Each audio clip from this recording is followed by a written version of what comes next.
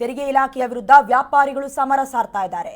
Condiments bakery ವ್ಯಾಪಾರಿಗಳು ಸಮರವನ್ನ ಸಾರ್ತಾ ಇದ್ದಾರೆ. ತೆರಿಗೆ ಇಲಾಖೆಯ ವಿರುದ್ಧ ವ್ಯಾಪಾರಿಗಳು ಸಮರ ಸಾರೋದಕ್ಕೆ ಮುಂದಾಗಿದ್ದಾರೆ. ಮುಖ್ಯವಾಗಿ ಕಾಂಡಿಮೆಂಟ್ಸ್ ಹಾಗೆ ಬೇಕರಿ ವ್ಯಾಪಾರಿಗಳ ಸಮರ ಇದು. ಜುಲೈ 25ಕ್ಕೆ ಶಾಪ್ಗಳೆಲ್ಲವೂ ಕೂಡ ಕ್ಲೋಸ್ ಮಾಡ್ತೀವಿ ಅನ್ನುವಂಥ ನಿರ್ಧಾರವನ್ನು ತೆಗೆದುಕೊಂಡಿದ್ದಾರೆ. ಬೇಕರಿ ವ್ಯಾಪಾರಿಗಳ ಸಭೆಯಲ್ಲಿ ನಿರ್ಧಾರವನ್ನ ಕೈಗೊಂಡಿರೋದು ಯಾವ ಕಾರಣಕ್ಕೆ ಹೇಳ್ತಾ ಹೋಗ್ತೀವಿ. ರಾಜಾಜಿನಗರದಲ್ಲಿ ನಿನ್ನೆ ಮೀಟಿಂಗ್ ಕೂಡ ನಡೆದಿದೆ.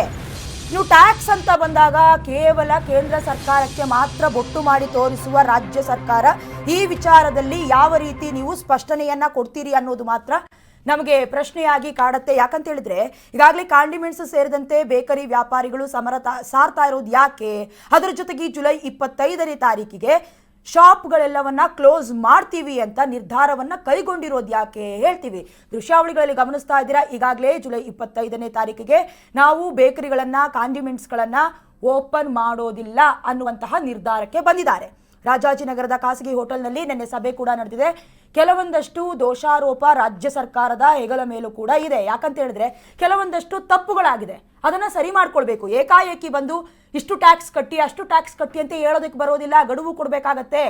ಅದಕ್ಕಿಂತ ಮುಂಚೆಯೇ ಅಟ್ಲೀಸ್ಟ್ 1 ತಿಂಗಳ ನಿಗದಿಯ ನೋಟಿಸ್ ಅನ್ನ ಕೂಡ ಕೊಡಬೇಕಾಗತ್ತೆ ರಾಜ್ಯ ಸರ್ಕಾರ. ಹಾಗಾದ್ರೆ ಇದ್ಯಾವುದನ್ನ ಕೂಡ ರಿಲೀಸ್ ಮಾಡಲಿಲ್ವಾ? ಹಾಗಾದ್ರೆ ಅದನ್ನ ಕೂಡ ಇನ್ಫಾರ್ಮ್ ಮಾಡ್ತಾ ಹೋಗ್ತೀವಿ. ಈಗಾಗಲೇ ತೆರಿಗೆ ಇಲಾಖೆಯ ವಿರುದ್ಧ ವ್ಯಾಪಾರಿಗಳು ಸಮರವನ್ನ ಸಾರ್ತಾ ಇರುವ ದೃಶ್ಯಾವಳಿಗಳನ್ನ ಗಮನಿಸ್ತಾ ಇದ್ದೀರಾ.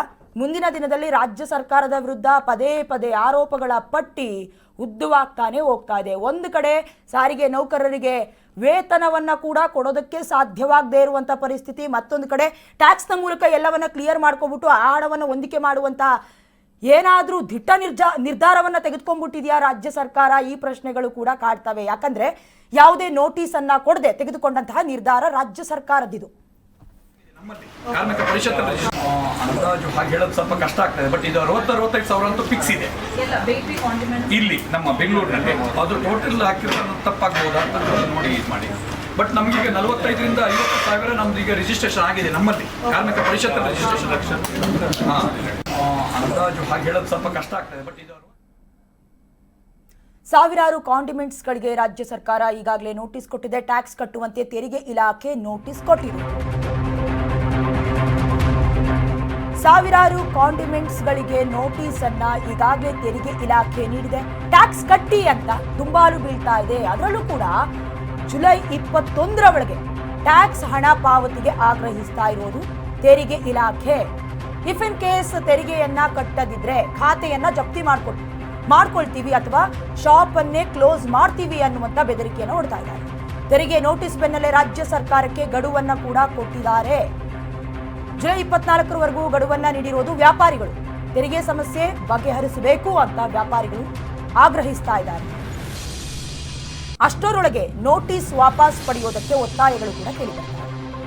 ಅಷ್ಟರೊಳಗೆ ನೋಟಿಸ್ ವಾಪಸ್ ಪಡೆಯೋದಕ್ಕೆ ಒತ್ತಾಯ. ಅದರ ಜೊತೆಗೆ ಏನಾದರೂ ನೀವು ನೋಟಿಸ್ ಕೊಡದೆ ಇದ್ರೆ ಜುಲೈ 25ನೇ ತಾರೀಕಿಗೆ ಅಂಗಡಿಗಳನ್ನು ಬಂದ್ ಮಾಡ್ತೀವಿ ಅನ್ನುವಂಥ ಎಚ್ಚರಿಕೆ. ಇಲಾಖೆಗೆ ಎಚ್ಚರಿಕೆ ಕೊಟ್ಟ ಕಾಂಡಿಮೆಂಟ್ಸ್ ವ್ಯಾಪಾರಿಗಳು ಜುಲೈ 25ರಂದು ಬೃಹತ್ ಪ್ರತಿಭಟನೆಯನ್ನ ನಡೆಸುವುದಕ್ಕೆ ನಿರ್ಧಾರವನ್ನ ಕೈಗೊಂಡಿದ್ದಾರೆ. ರಾಜ್ಯಾದ್ಯಂತ ಬರೀ ಪ್ರತಿಭಟನೆಗಳೇ ಸೌಂಡ್ ಮಾಡ್ತಾ ಇರೋದನ್ನ ನಾವಿಲ್ಲಿ ನೋಡ್ತಾ ಇದ್ದೀವಿ. ಒಂದು ಕಡೆ ಸಾರಿಗೆ ಮುಷ್ಕರ, ಇನ್ನೊಂದು ಕಡೆ ಈಗ ಕಾಂಡಿಮೆಂಟ್ಸ್ನ ಮಾಲೀಕರು ಕೂಡ ನಾವು ಸ್ಟ್ರೈಕ್ ಮಾಡ್ತೀವಿ ಅಂತ ಮುಂದಾಗಿದ್ದಾರೆ.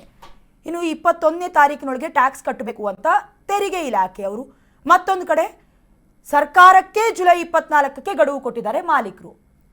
ಸರ್ಕಾರಕ್ಕೆ ಎಚ್ಚರಿಕೆ ಕೊಟ್ಟು ಕಾಂಡಿಮೆಂಟ್ಸ್ ವ್ಯಾಪಾರಿಗಳು ಅಂದ್ರೆ ಏನಾಗುತ್ತೆ, ಕೆಲವೊಂದಷ್ಟು ಬಾರಿ UPI ಪೇಮೆಂಟ್ ಏನಿರುತ್ತೆ, ಗೂಗಲ್ ಪೇ, ಫೋನ್ ಪೇ, ಈ ಟ್ರಾನ್ಸಾಕ್ಷನ್ಗಳನ್ನ ಅಲ್ಲಿನ ಕಮರ್ಷಿಯಲ್ ಅಧಿಕಾರಿಗಳು ಪರಿಶೀಲನೆ ಮಾಡಿದ ನಂತರವೇ ಅಂಗಡಿಗಳಿಗೆ ಎಷ್ಟೆಷ್ಟು ಟ್ಯಾಕ್ಸ್ ಹಾಕಬೇಕು ಅನ್ನೋದನ್ನ ನಿರ್ಧಾರ ಮಾಡ್ತಾರೆ. ಆದರೆ ಯಾವುದೇ ಕಾರಣಕ್ಕೂ ಅವರು ಗಳಿಸುವಂತಹ ಹಣಕ್ಕಿಂತ ಹೆಚ್ಚಿನ ಟ್ಯಾಕ್ಸ್ ಅನ್ನ ವಿಧಿಸೋಕೆ ಯಾವುದೇ ಕಾರಣಕ್ಕೂ ಯಾರಿಗೂ ಕೂಡ ಅಧಿಕಾರ ಇಲ್ಲ. ಸ್ಲ್ಯಾಬ್ಗಳನ್ನು ನೋಡ್ಕೊಳ್ಬೇಕಾಗತ್ತೆ. ಈಗಾಗಲೇ ಕೇಂದ್ರ ಸರ್ಕಾರ ಸ್ಲ್ಯಾಬ್ಗಳನ್ನು ಬಿಡುಗಡೆ ಮಾಡಿರೋದಕ್ಕೆ ಹೀಗಾಗಿ ಸಾವಿರಾರು ಕಾಂಡಿಮೆಂಟ್ಸ್ಗಳಿಗೆ ಎಚ್ಚರಿಕೆಯನ್ನು ಕೊಟ್ಟಿದ್ದಾರೆ. ಅದಕ್ಕೆ ಸಂಬಂಧಪಟ್ಟಂತೆ ಮುಂದಿನ ದಿನದಲ್ಲಿ ನಾವು ಹೋರಾಟವನ್ನು ಮಾಡ್ತೀವಿ ಅಂತ ಕೂಡ ಮಾಲೀಕರು ಎಚ್ಚರಿಕೆಯನ್ನು ಕೊಟ್ಟಿರೋದು.